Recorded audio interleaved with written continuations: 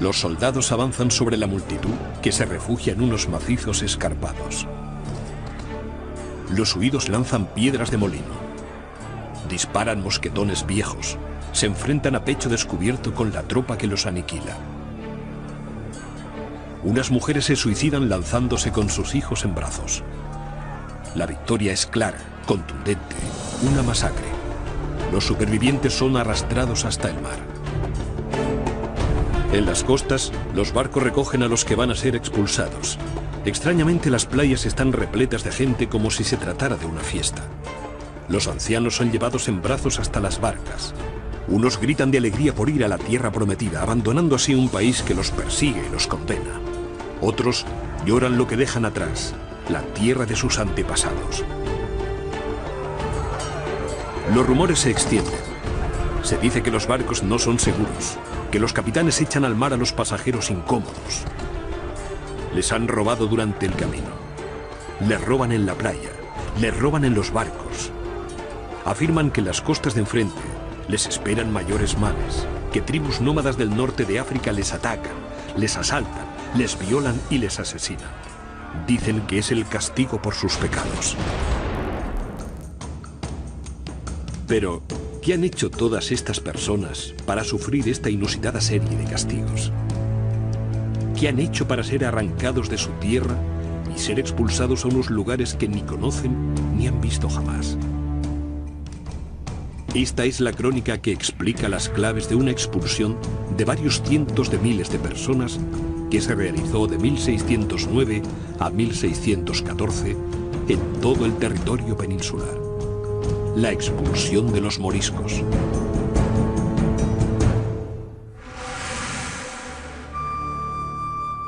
Pero, ¿quiénes eran los moriscos? ¿Venían de algún lejano territorio? ¿Era un grupo minoritario? ¿O, por el contrario, conformaban la mayoría de la población?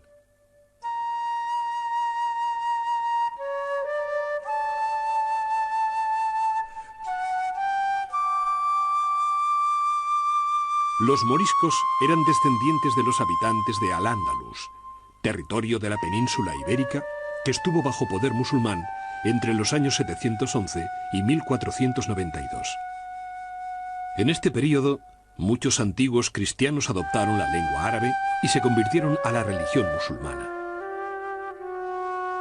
Los moriscos en el momento de la expulsión podemos decir que son 350.000 alrededor de esta cifra, quizás un poco más, un poco menos, y están divididos en fundamentalmente tres grupos importantes. Los valencianos, que son más o menos 120.000-130.000 y que representan la tercera parte de la población del antiguo reino de Valencia. Luego los aragoneses, que son 70.000 personas más o menos, que representan 20-25% de la población de Aragón. Y los castellanos, muy dispersados ellos, por casi todos los territorios de la Corona de Castilla, es decir, desde el Cantábrico hasta Andalucía, pero en el norte hay muy pocos. Galicia, Asturias, País Vasco no los conocen, pero más al sur sí que son importantes. Hay ciudades con Ávila que tienen una presencia morisca bastante importante de manera relativa, y así todas las ciudades de Castilla la Vieja, de Castilla la Nueva, de Castilla la Mancha de hoy, de Andalucía, de Extremadura, tienen una comunidad morisca. La procedencia de los moriscos hay que buscarla, por tanto, dentro de la misma península ibérica.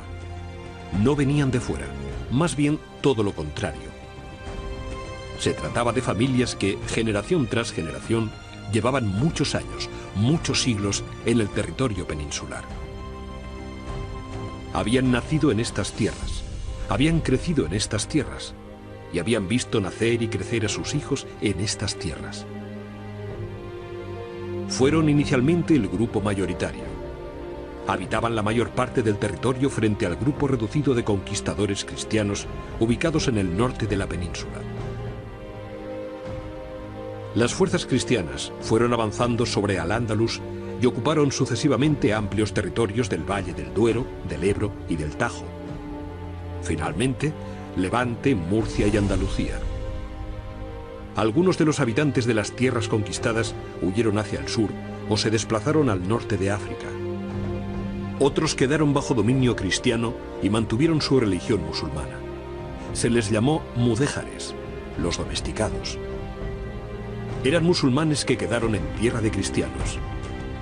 Tenían ciertos derechos como conservar su religión, aunque pagando más impuestos que los cristianos, o siendo siervos de los señores.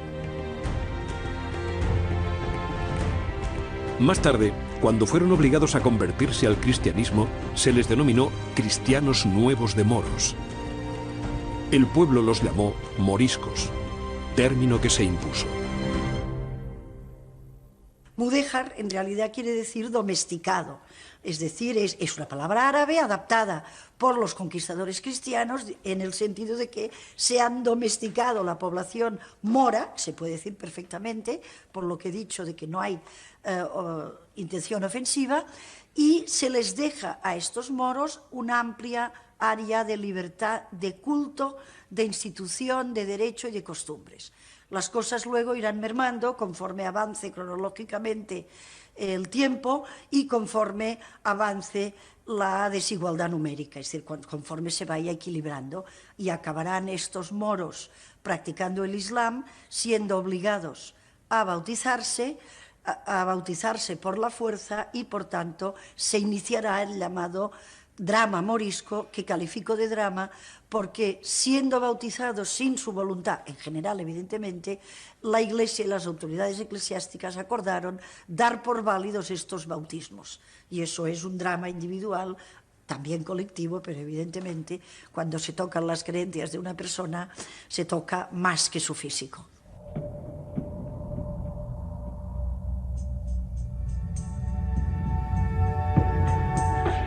Así, los mudéjares y luego los moriscos constituyeron una comunidad muy numerosa, mayoritaria, que progresivamente fue minorizada y, más tarde, expulsada. Primero se les había obligado a bautizarse y abandonar sus prácticas religiosas y culturales. Aún así, se les siguió considerando sospechosos. La idea de su expulsión empezaba a tomar forma. Sin embargo, pasó un siglo hasta que se adoptó una decisión definitiva.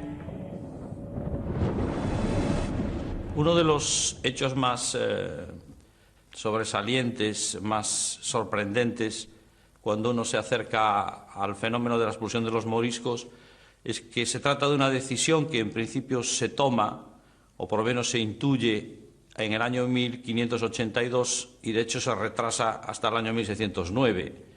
El hecho de que pasen aproximadamente 3 décadas entre una circunstancia y la otra, pues puede llevar a pensar, y de hecho así puede certificarse, que en algunos momentos de ese periodo parece oportuno y pertinente proceder a esta expulsión, mientras que en otro parece, por el contrario, no tener ningún sentido llevar a cabo esta medida.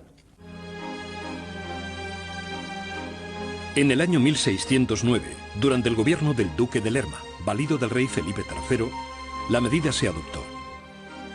Ese año se ordenó la expulsión definitiva de los moriscos.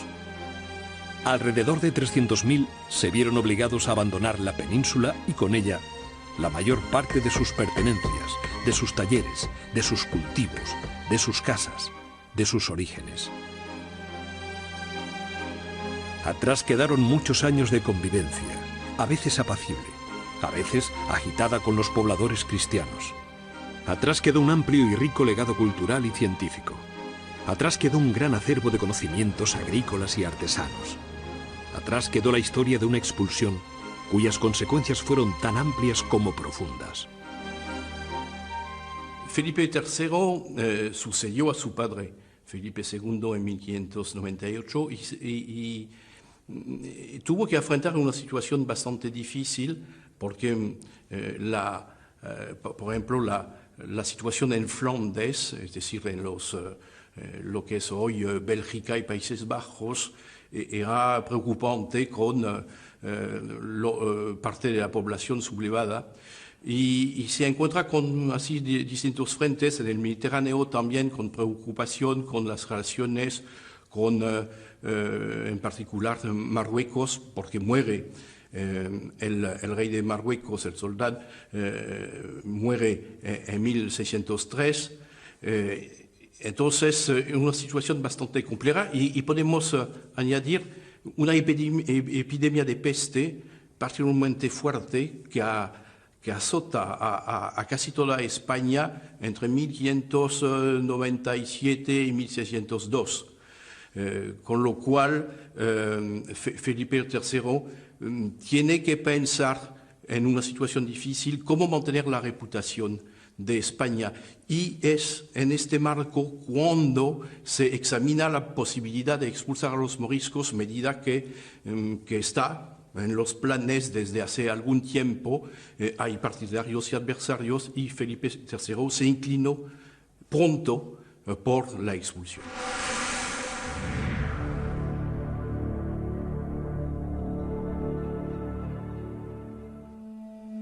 ¿A qué se dedicaban los moriscos? ¿Había moriscos ricos? ¿Eran todos cristianos? ¿Eran todos musulmanes? ¿Disponían de algún tipo de organización? Los moriscos desarrollaron un universo cultural, tecnológico y científico de gran variedad y riqueza. Su legado perdura todavía tanto en la península como en el norte de África.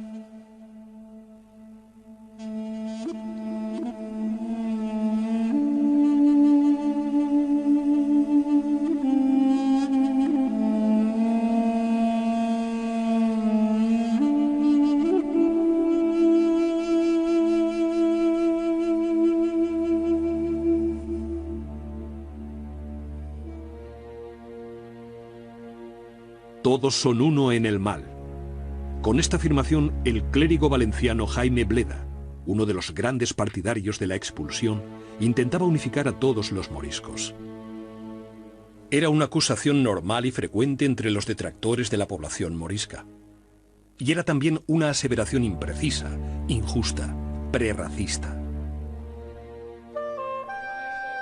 Intentar unificar todas las actitudes de los moriscos resultaba tan excluyente como intentar unificar todas las actitudes de los cristianos.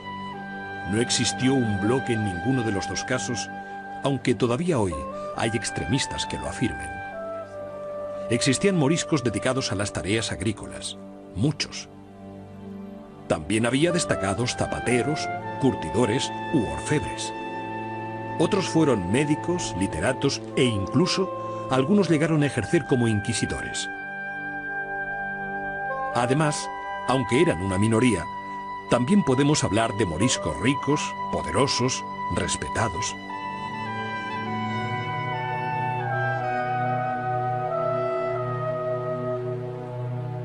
En el Reino de Granada hubo familias que se convirtieron al cristianismo durante el período mudéjar. A través de casamientos, muchos de ellos lograron integrarse en la oligarquía cristiana.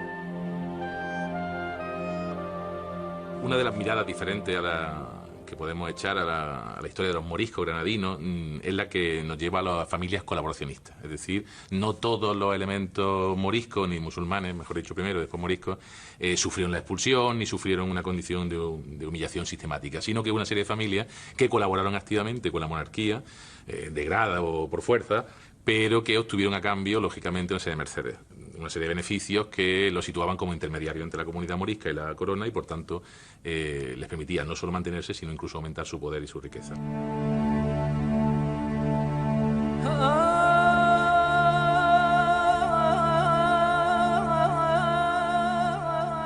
No todos los moriscos eran musulmanes, no todos los moriscos eran cristianos.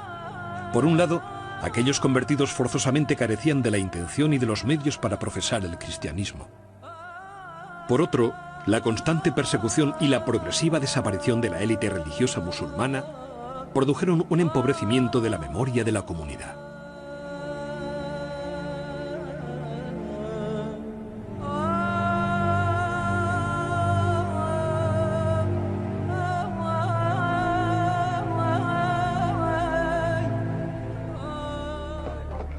La organización social de los moriscos era compleja. Eran vasallos de sus señores, pero tenían sus propios representantes. Estos se encargaban de mantener el orden en la comunidad. En muchas poblaciones existían dos instituciones, la cristiana y la aljama morisca. Las aljamas eran una especie de concejos organizados por los mudéjares. Popularmente se les llamó morerías. Administraban la justicia interna, regulaban los asuntos económicos y de propiedades, canalizaban las relaciones del grupo con la nobleza y, entre otros asuntos, recaudaban los impuestos y las tasas a pagar.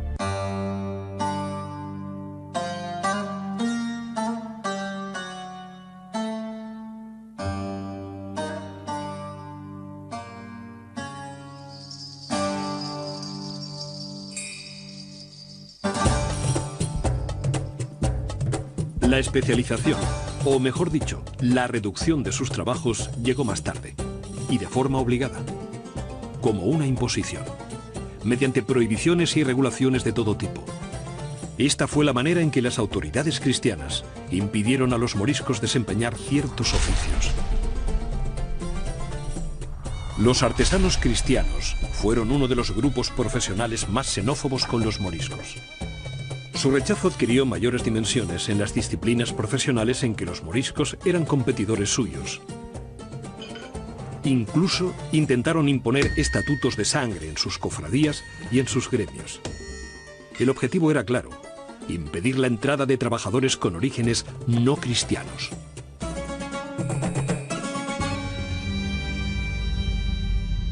Las profesiones liberales corrieron la misma suerte. La medicina morisca, por ejemplo, sufrió durante el siglo XVI un fuerte acoso y una dura persecución. Muchos moriscos fueron expulsados de la universidad.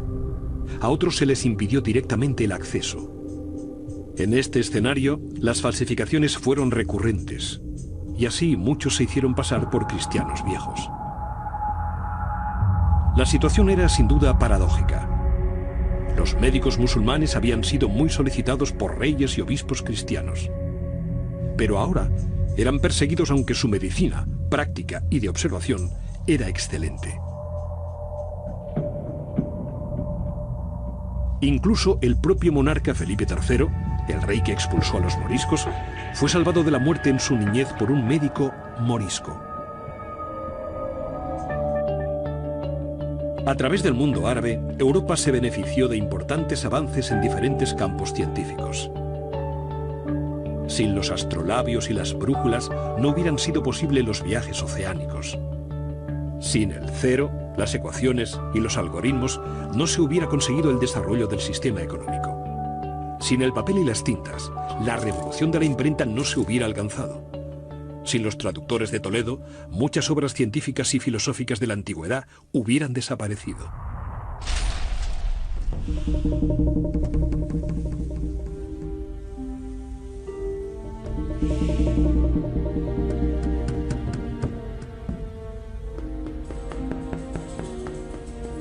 Su aportación se limitó a los trabajos más duros, la construcción y el campo. Y también en estos ámbitos demostraron un gran ingenio y una generosa capacidad de trabajo que en muchas ocasiones les valió las críticas y las envidias de sus compañeros cristianos.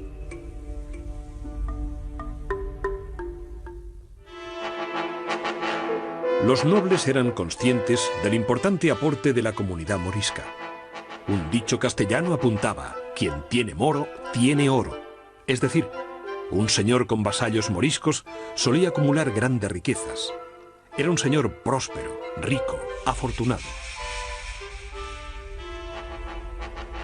Los marqueses eran muy partidarios de mantener en sus poblaciones a los moriscos porque constituían la base impositiva sobre la que gravaban los impuestos, puesto que los cristianos viejos que traían de Castilla para repoblar otros pueblos estaban exentos de pagar esos tributos, pues para hacerles fácil el venirse a estas tierras.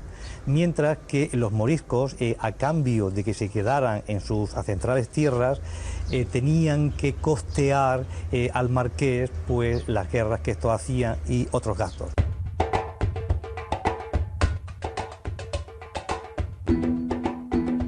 La agricultura fue el trabajo de muchos moriscos. Junto a otros aldeanos, desarrollaron un sofisticado sistema de trabajo comunal.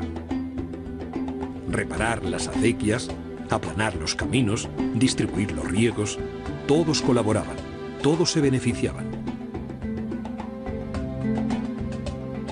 Además, los moriscos introdujeron importantes avances en el campo, desde los aparejos utilizados hasta los sistemas de regadío, desde nuevos cultivos introducidos a frutas exóticas, acequias, aljibes, norias, naranjas, mandarinas, melocotones, albaricoques.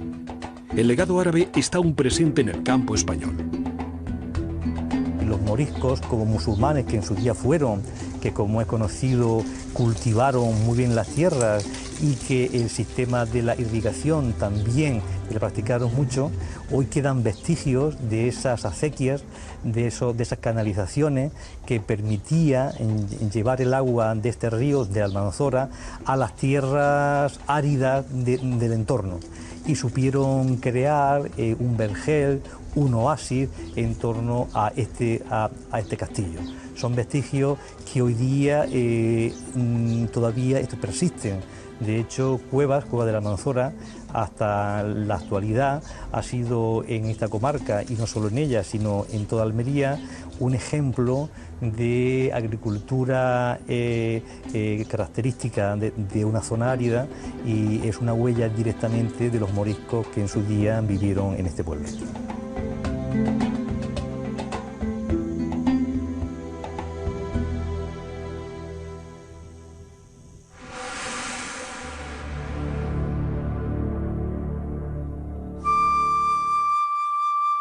Sumergirse en la cotidianidad de una familia morisca es la mejor manera de conocer un conjunto de tradiciones y costumbres tan particulares como interesantes. La cocina morisca respondía a las directrices de una dieta mediterránea exenta de carne de cerdo y de vino. Verduras, hortalizas, aceite, frutos secos y muchas especias que hoy hemos perdido. Los detractores de los moriscos la consideraban terrible para la salud. Incluso el religioso Jerónimo Aznar Cardona llegó a afirmar que comían cosas viles, en alusión a la abundancia de una gran variedad de frutas, verduras y semillas en la alimentación morisca. El propio Cardona añade que bebían los aires, es decir, no bebían vino. El uso del aceite estaba muy extendido en la cocina morisca. Uno de los oficios típicos era el de buñolero.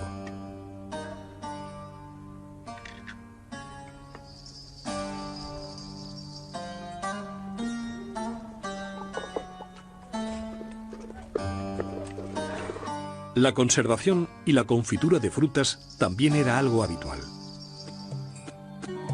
El aprovechamiento de las tierras de secano impulsaba el cultivo de la almendra y su transformación en dulces como mazapanes o turrones.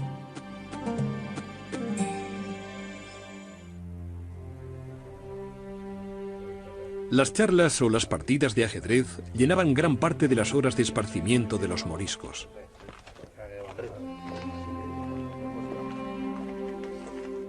La mujer conservaba las tradiciones del hogar. La cocina, los tejidos, los cantes de las zambras, los peinados, los adornos con henna, las canciones que rememoraban tradiciones. Durante cerca de 100 años, estas costumbres fueron perseguidas y algunas erradicadas violentamente al ser erróneamente asociadas a la religión musulmana. La henna es un claro ejemplo. Fue una de las tradiciones más reprimidas. Estos adornos con los que las mujeres moriscas decoraban su piel se entendían como marcas del maligno. Aquellas que se aventuraban a cubrir sus manos o su rostro con estos dibujos podían incurrir en graves penas y severos castigos. Las prohibiciones relativas a la vestimenta afectaron más a las mujeres moriscas que a los hombres. Los ropajes femeninos se identificaron con la religión y fueron perseguidos. La ropa masculina apenas se diferenciaba de la que usaban los cristianos. Poco antes de la expulsión, solo se mantenían algunos elementos, como los grandes sombreros o los velos utilizados para protegerse del sol en el campo. Los moriscos que mantenían la religión musulmana encontraban en sus hogares el enclave perfecto para practicarla. Allí se sentían protegidos y ocultos. Las autoridades cristianas no tardaron en reaccionar. En Granada, por ejemplo, les obligaban a mantener las puertas abiertas los viernes. Los actos devocionales prohibidos en España pues, eran muy variados y afectaban pues, a los que están considerados como pilares del Islam, como son la oración, como son el mismo ayuno del mes de Ramadán. Y aunque los musulmanes lo realizaban de una forma privada, íntima, en casa, en las casas, la verdad es que siempre estaban acosados y sentían esa presión muy importante por parte del entorno que les llevaba a hacer unos actos muy simplificados, e incluso el mes de Ramadán pues no tenía todos los componentes que pueda tener un mes de Ramadán de ayuno normal en cualquier espacio del mundo islámico.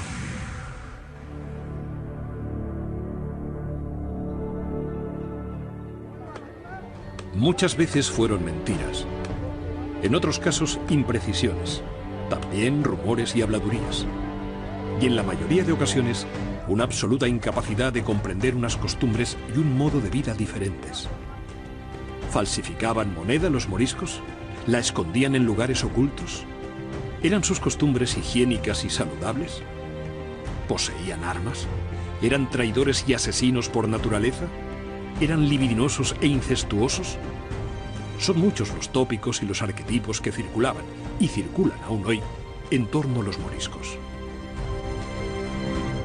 La identidad de los moriscos es una identidad muy compleja. Desde luego pueden extraerse la idea de que hay tres niveles en la seña de identidad de los moriscos. Habría un primer nivel, que sería el nivel más privado, el nivel de las ceremonias, de las oraciones que los moriscos realizan en privado. Luego el segundo nivel sería el de las costumbres, el de la proyección folclórica de su identidad, y luego habría un tercer nivel que es el de la ideología política manifestada a través de declaraciones un tanto altisonantes que algunos de ellos hacen. En estos tres niveles, las autoridades encontraron en la comunidad morisca una eficaz excusa y una excelente justificación a todos los problemas del reino. Así, gracias a la capciosa propaganda impulsada desde el poder, las causas de la evidente crisis económica, social y militar se desplazaron sobre otras comunidades. Alguien tenía que pagar las crecientes derrotas españolas. Los moriscos fueron blanco principal de estos ataques. En muchas ocasiones, por muchos motivos, en su mayoría falsos. El miedo a un levantamiento morisco era constante. Por ello, los desarmes también lo fueron, especialmente durante todo el siglo XVI. Así, quedaron indefensos y expuestos a cualquier ataque. El intento frustrado de sublevación en las sierras valencianas de Alaguar y de la Muela de Cortes fue un claro ejemplo de ello. Frente a la potente infantería del ejército español, los moriscos se defendían con piedras, palos y ruedas de molino.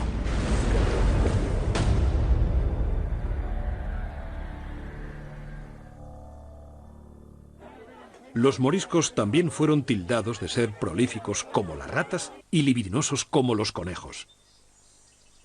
Existía la idea de que tenían más hijos que los cristianos. Esta creencia llevaba directamente a dos aterradoras conclusiones. Acabarían llenando España y serían la población mayoritaria. Si bien se estaba produciendo justamente lo contrario.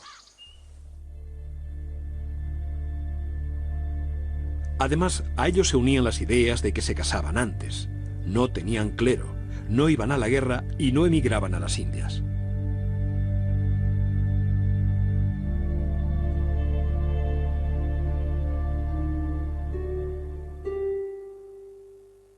Las profecías y los cuentos que auguraban un futuro mejor estaban presentes en la literatura morisca. Las creencias mágicas no islámicas se mezclaban con los recuerdos de su religión. Esto provocaba grandes y terribles confusiones. Las acusaciones de brujería, especialmente hacia las mujeres moriscas, eran constantes y generaban un gran temor entre el resto de la población.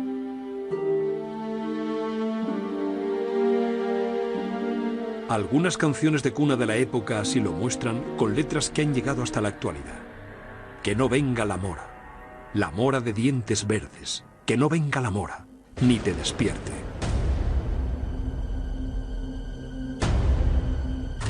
Los moriscos también eran acusados de sucios, pero no según la idea actual de higiene. Se les acusaba de sucios de corazón por malvados, o de sucios de origen por racismo.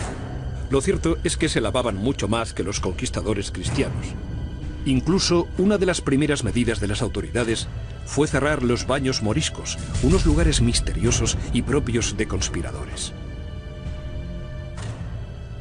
Por mucho que se laven, seguirán estando sucios, exclamaba el religioso Jerónimo Aznar Cardona.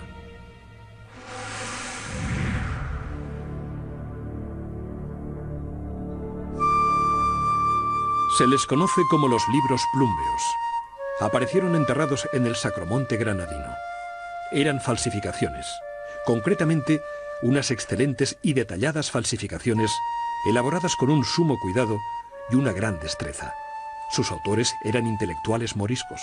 Mezclaban la religión árabe y la cristiana. Pretendían modificar la historia. Su objetivo era claro: facilitar la comprensión de las tradiciones moriscas por parte de las autoridades cristianas.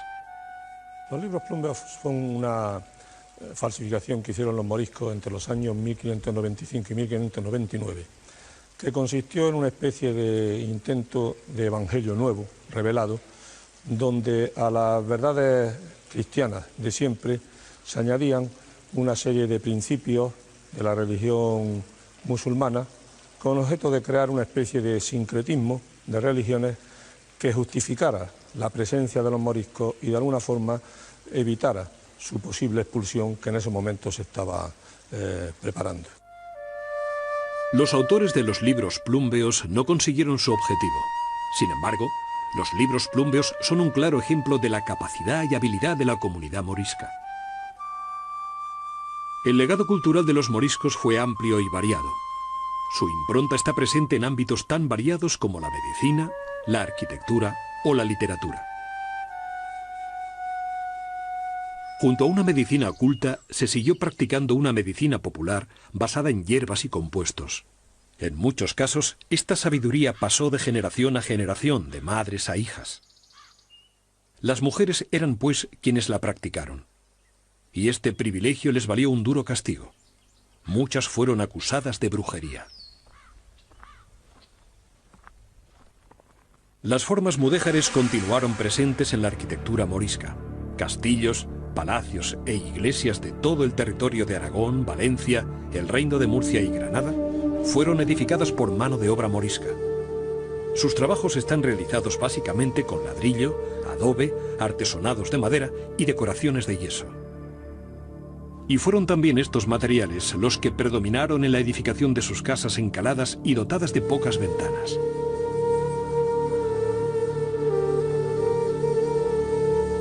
La típica casa morisca era una vivienda de extrema sencillez. La habitación principal era la cocina, donde incluso se llegaba a dormir.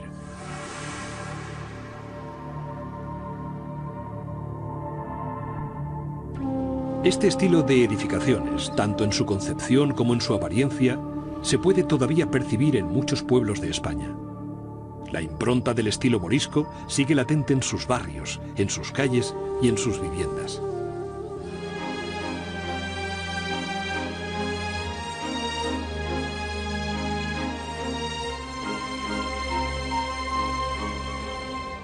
Las escuelas y las madrazas desaparecieron junto con las élites intelectuales que habían emigrado.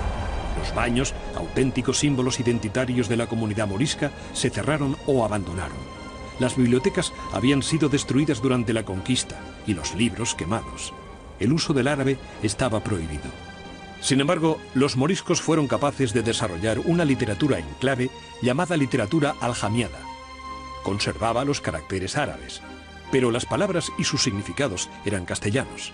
Era, por tanto, un texto en romance escrito en caracteres árabes. eran textos religiosos, literarios, poéticos, médicos o de memorias biográficas. La literatura aljamiada es la literatura que crean los moriscos esencialmente de Aragón a partir del siglo XV y la están utilizando durante el XV y el XVI, y tiene como característica fundamental el hecho de que está escrita en castellano pero con caracteres árabes. En esta literatura los moriscos lo que hacen es recoger toda su herencia cultural y religiosa esencialmente, traduciendo diversas obras de literatura musulmana, desde el Corán, pasando por los hadices y diversos breviarios y devocionarios. En este sentido, es bastante original el esfuerzo que hacen de traducción y de adaptación a las realidades, digamos, españolas. Fue una fuente del legado morisco que todavía hoy está siendo desvelado. Fue una literatura de resistencia que utilizó los signos árabes como signo de identidad. Fue el último intento, repleto de belleza, de una élite cultural en su lucha por sobrevivir. Esta lengua castellana, escrita con caracteres árabes, que utilizaron los últimos musulmanes de España para producir en la clandestinidad textos litúrgicos, textos religiosos, textos didácticos, tendentes a reforzar la fe musulmana y la cohesión comunitaria por entre los miembros de la aljama. La aljamía, por consiguiente, es este español arabizado, este español semitizado, cuyo fundador fue Isa ibn Jebr, en español Isa de Jebir. En muchos casos, la literatura religiosa derivó en profecías y supersticiones. La del encubierto, el Mahdi o el caballero del caballo blanco era una de las más conocidas. Un personaje ficticio que debía conducir a los moriscos a un futuro mejor, al esplendor del pasado. Y una noche de cuarto creciente, el rayo de la luna dará en la cueva de la montaña, y su rayo claro color de leche se transformará en un caballo blanco al que se subirá un guerrero llamado Al-Fatimí, con una gran túnica de color esmeralda, por la que se le llamará el Caballero Verde, y este Caballero Verde, con su caballo Alboraique, dirigirá la batalla, acabando con todos los enemigos y restaurando el culto de Alá.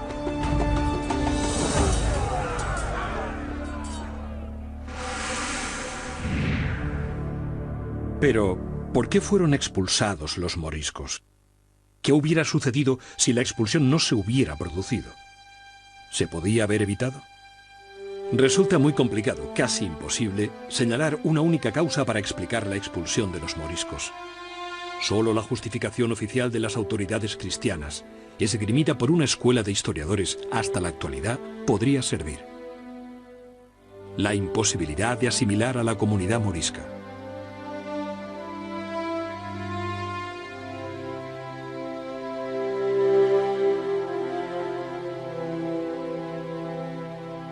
Sin embargo, desde el comienzo de la conquista, muchos musulmanes se convirtieron al cristianismo.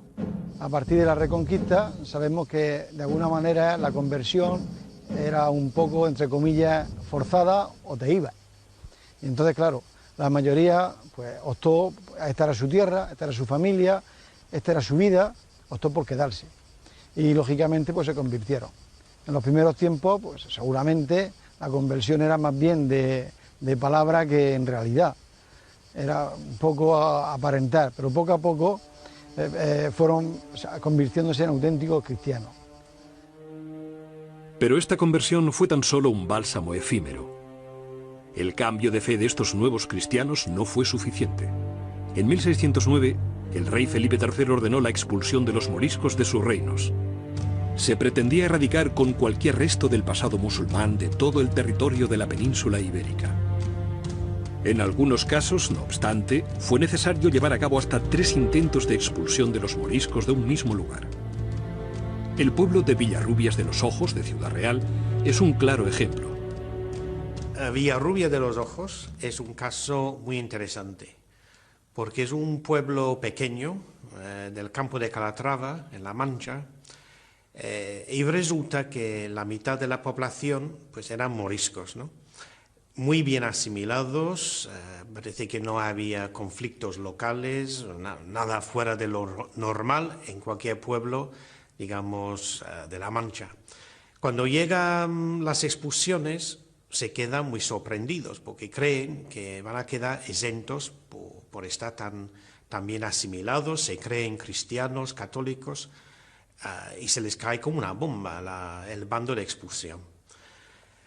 Los expulsan la primera vez a Francia y con un mes o 6 semanas ya han vuelto todos al pueblo y vuelven a sus casas, vuelven a sus vidas tranquilamente, andando desde Francia, que no es poca cosa. La segunda expulsión tiene lugar unos meses después, en 1612, y esta vez intentan echarlos a África, pensando que desde África ya será más complicado. Y aún así, pues consiguen volver. Y la tercera expulsión la lleva a cabo el propio conde de Salazar, el encargado de las expulsiones de Castilla, porque ya no se fía de sus subordinados y decide él mismo ir a La Mancha a echar a todos los moriscos posibles. Y con el mismo pobre resultado. Y pocos años después, demográficamente, económicamente, está claro que la mayor parte, si no todos los moriscos, están de vuelta, están de nuevo en el pueblo. Claro, buena parte ni fueron expulsados, porque ni expulsaron a los viejos, ni a los impedidos, ni a las jóvenes casadas con cristianos viejos, etc. Es decir, quedaban bastantes, yo calculo la mitad, y eso actúa como, digamos, un apoyo, un imán para que vengan los demás.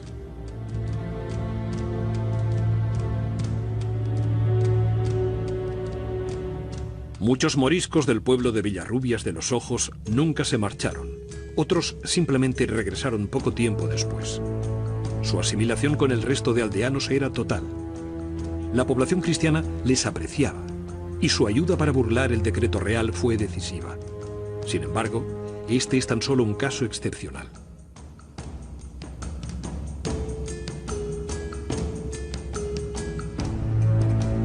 Desde un principio existieron partidarios acérrimos de la expulsión. Para ellos, no existía ninguna manera de asimilar a la comunidad morisca. Según ellos, la única solución era la expulsión. Y necesitaban únicamente una buena excusa, un escenario propicio. De alguna manera y por desgracia, encontraron varias excusas y varios escenarios favorables a sus intenciones. La tregua con los protestantes rebeldes holandeses facilitó los medios y los recursos para materializar la expulsión. La obsesión de los hidalgos por la llamada pureza de sangre, el complejo de inferioridad ante una Europa que veía en España un país de moros y judíos, el afán de protagonismo de un monarca en busca de reconocimiento. La crisis económica del momento generaba un clima propicio a la expulsión. No olvidemos que incluso los propios moriscos fueron acusados de provocar tal recesión. El miedo a una hipotética y a la vez imposible sublevación armada morisca. La vinculación de los moriscos con el Imperio Otomano, el mayor enemigo de la monarquía hispánica. Estas, junto a otras muchas motivaciones, contribuyeron a generar esta coyuntura antimorisca. Y en abril de 1609, la decisión fue tomada. Y por mandato de Su Majestad, el rey Felipe III, se ordena que todos los llamados moriscos, así hombres como mujeres con sus hijos, deben abandonar Almonacid. Deben abandonar Almonacid y por extensión todo el reino. Que en un plazo máximo de 10 días vayan a embarcarse a la parte donde el comisario les ordenare. Y el que no cumpliere, incurra en pena de vida, que se ejecutará irremisiblemente. Se decretó la expulsión de los moriscos, aunque no sin miedo. Las autoridades temían una reacción violenta de la comunidad morisca que desencadenase una sublevación en diferentes puntos de la península.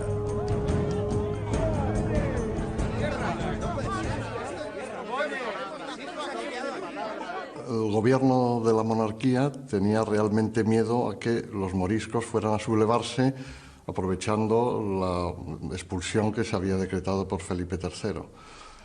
Para ello movilizó una gran cantidad de galeras, de galeones y trajo tropas de Italia para prevenir esta posible sublevación.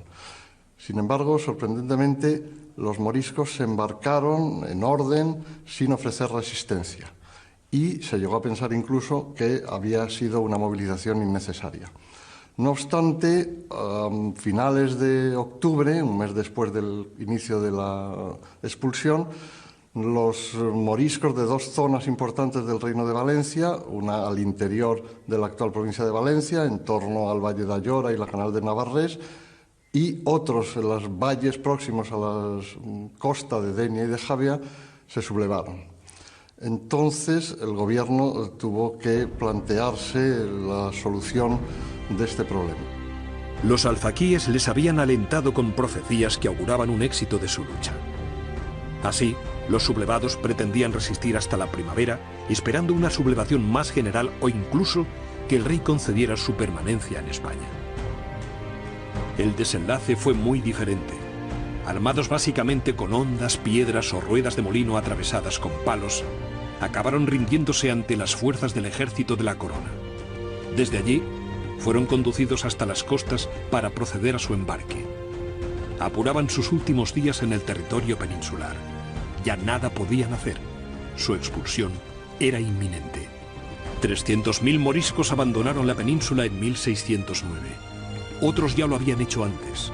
Nunca llegaremos a saber qué hubiera sucedido si la expulsión no se hubiera producido. La expulsión de los moriscos de España fue, a mi modo de ver, una medida insensata consentida por un rey asimismo consentidor. La expulsión de los moriscos fue un drama terrible que podía perfectamente haberse evitado.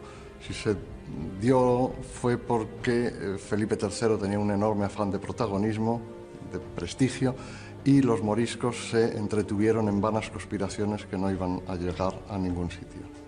La expulsión, en pocas palabras, es una tragedia humana y al mismo tiempo una pérdida económica y una hemorragia poblacional para la España del siglo XVII. La razón de Estado se impone a la razón a secas.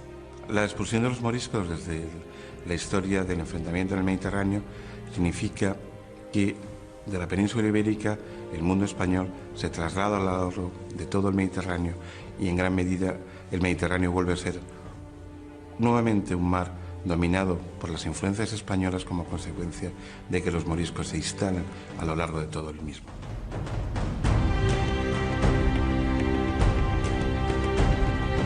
La península ibérica perdió una riqueza cultural y humana que recibió el norte de África. Allí, los barrios, la música, la artesanía, los cuentos, las leyendas, siguen recordando a día de hoy que la comunidad morisca continúa viva.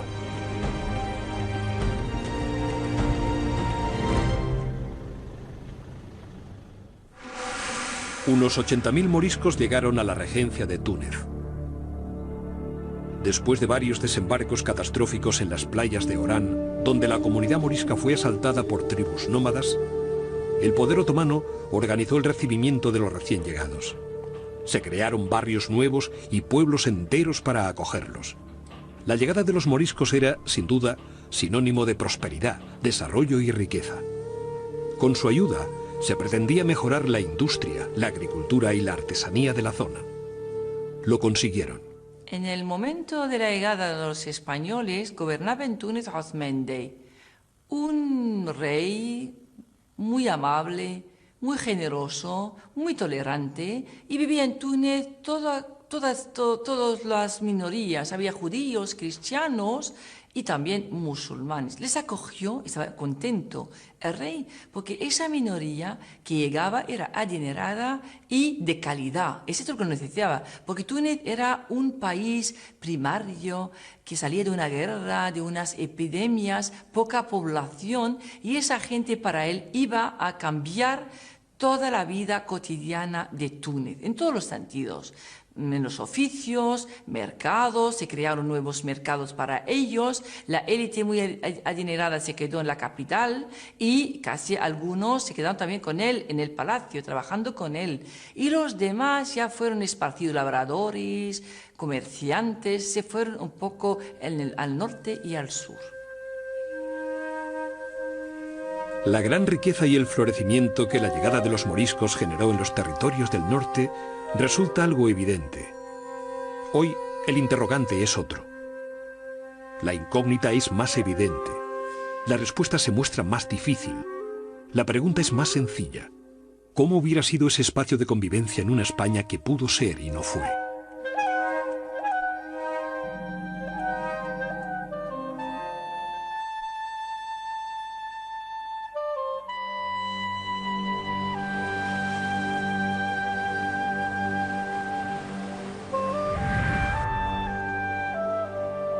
Habría que unir esta medida intransigente de la expulsión de los moriscos con otras muchas que acabaron con el magnífico siglo de oro español.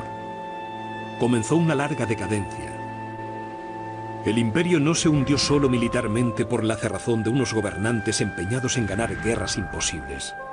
También se hundió por esa misma cerrazón frente a cualquier idea nueva o innovación. España no fue derrotada, sino que se derrotó a sí misma, reprimiendo y expulsando lo mejor de sus gentes.